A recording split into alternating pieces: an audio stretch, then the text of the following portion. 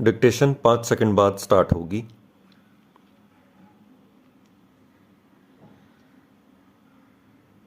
Ready start.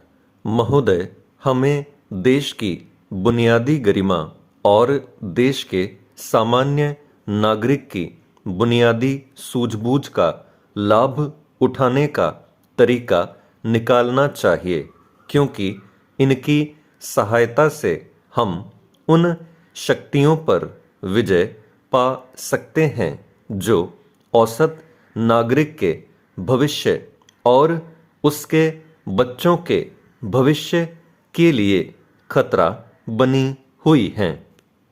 यह प्रयास केवल सरकार के स्तर पर ही आवश्यक नहीं है, यद्यपि सरकार की जिम्मेदारी बहुत बड़ी है, बल्कि कहीं अधिक व्यापक स्तर पर यह प्रयास किया जाना चाहिए।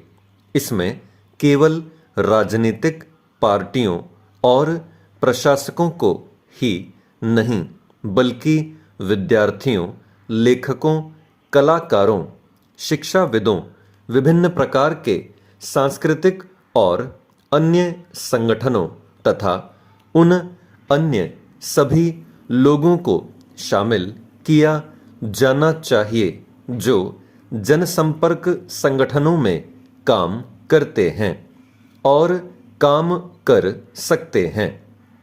हम यहाँ यह विचार करने के लिए एकत्र हुए हैं कि किस प्रकार यह उद्देश्य पूरा किया जा सकता है। हमें एक ऐसी व्यवस्था करनी है जो यह काम पूरा कर सके।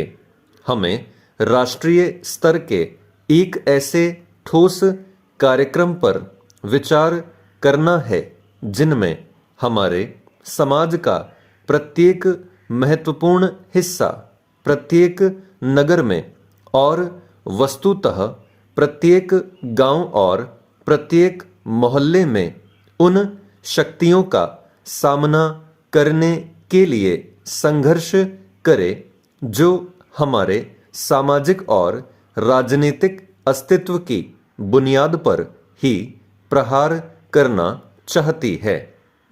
मैं समझती हूँ कि यह परिषद उन सब का आह्वान करेगी जो राष्ट्रीय एकता को महत्वपूर्ण समझते हैं और उनसे आगे आकर काम करने के लिए अनुरोध करेगी। राष्ट्रीय एकता और धर्मनिरपेक्षता के उद्देश्यों की पूर्ति के लिए चलाए जाने वाला एक ऐसा व्यापक जन आंदोलन ही इस अत्यधिक गंभीर समस्या का उचित हल निकाल सकता है। ऐसे ही तरीकों से हमारे देशवासी सांप्रदायिकता और क्षेत्रीयता के विष से होने वाली अपार क्षति को समझेंगे जो हमारे राष्ट्रीय संकल्प और उद्देश्यों की जड़ें काट रहा है। हमें गलत शिक्षा प्रणालियों और गलत ढंग की पाठ्य पुस्तकों के द्वारा बालकों के विचारों को दूषित करने का प्रयास का अध्ययन करना चाहिए और उनका भंडाफोड़ करना चाहिए। आर्थिक असंतुलन और असमानता के विघटनकारी प्रभावों का हम अध्ययन करेंगे और इनके समाधान के लिए उपाय सुझाएंगे। लेकिन मैं यह समझती हूँ कि यह अध्ययन और गंभीर विश्लेषण यद्यपि आवश्यक है, पर इनमें समय लगेगा और इस कारण से हमारा काम रुकना नहीं चाहिए। हमें विघटनकारी शक्तियों पर प्रहार करना चाहिए। यह कहना भर पर्याप्त न होगा कि हम आर्थिक असमानता को समाप्त कर दें। चेंज महोदय, हमें इस बात पर भी विशेष ध्यान देना होगा कि हमारी शिक्षा प्रणालियां जो पुस्तकें हम पढ़ते हैं, रेडियो से जो प्रसारण हम सुनते हैं, जो फिल्में हम देखते हैं, वे भारतीय मस्तिष्क को विकृत न करें, बल्कि एकता और एकजुटता को बढ़ाने के लिए मार्गदर्शन करें।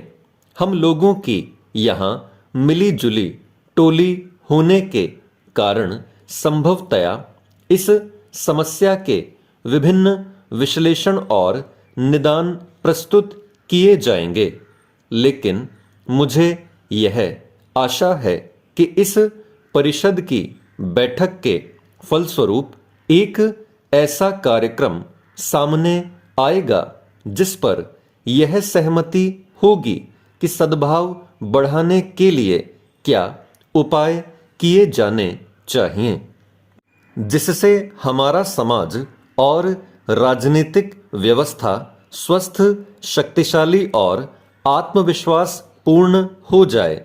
जैसा कि मैंने पहले कहा है, केंद्रीय सरकार के ऊपर महत्वपूर्ण जिम्मेदारी है, लेकिन राज्य सरकारों के सहयोग के बिना केंद्रीय सरकार अपना कर्तव्य कैसे निभा सकती है। अतः हमें विचार करना होगा कि राज्य क्या कर सकते हैं। राजनीतिक पार्टियां किस प्रकार सहायक बन सकती हैं। समाचार पत्रों से कैसे मदद मिल सकती है और यह परिषद अथवा इसके द्वारा गठित कोई संगठन किस प्रकार काम कर सकता है। क्या हमें केंद्रीय अथवा राज्यों के स्तर पर समितियां नियुक्त करनी चाहिए। स्थायी निगरानी रखने के लिए क्या सामूहिक प्रयास किया जा सकता है। मैं कोई नियम निर्धारित नहीं करना चाहती, क्योंकि इस बैठक का उद्देश्य सुझाव और ठोस प्रस्ताव पास करना है।